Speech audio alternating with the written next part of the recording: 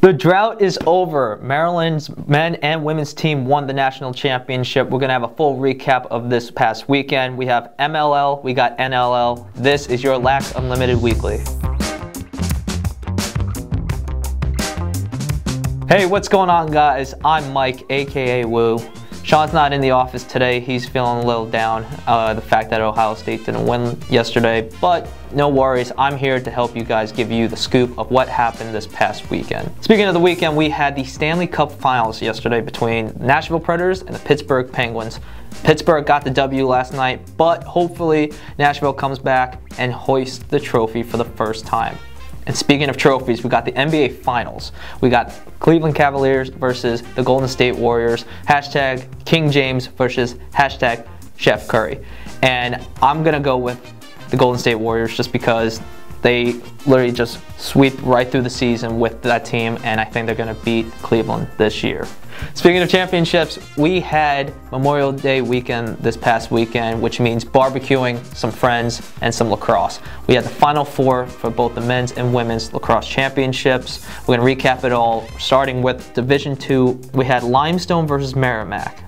And Limestone comes up with a W, 11-9, making Limestone's third Division II championship in the last 4 years. I'm going to pronounce this wrong, but sorry, buddy. But Ryan Majeski led the scoring with 3 goals and 1 assist, and the Saints face-off specialist Kevin Reisman was awarded the MVP, and he finished the day winning 17 of 24 at the X. Jumping right into the Division III, we have Salisbury versus RIT, and Salisbury comes up with a W, 15-7, making it their 12th Division III title. And attackman Carson Kalama led the goals in scoring with 4 goals, earning him the award of Most Outstanding Player. The RIT offensive average 17.5 goals per game, held to just 7 goals in the championship, which is kind of interesting. Their second lowest scoring game this year. Let's transition from the men's to the women's side. We had Maryland, we had BC, or Boston College, and the Terps came out with the W, 16-13.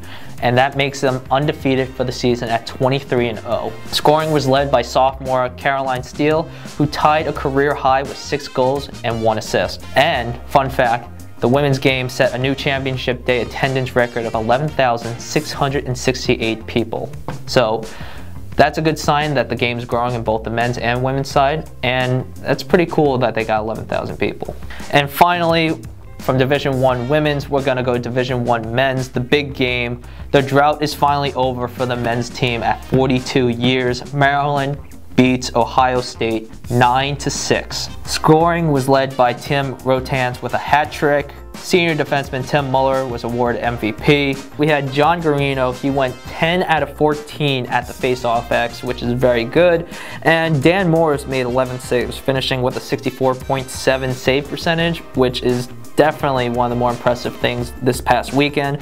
And for the second straight year, a school sweeps both the men and women's Division I titles. Last year was North Carolina. This year it is Maryland. And another fun fact for you, Maryland's defense killed it this weekend, only letting Ohio State score 6 goals. And that's not the most impressive part. The more impressive part was they only let 14 goals up the entire weekend. So congrats to the defense. You guys are definitely the key to success. And with that being said, we have the all-tournament team.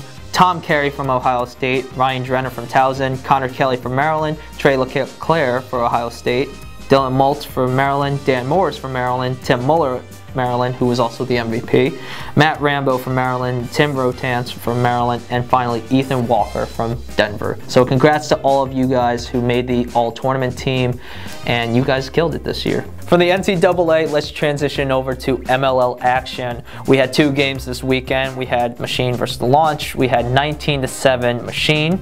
Holman shot 60% on the day with 6 goals on 10 shots.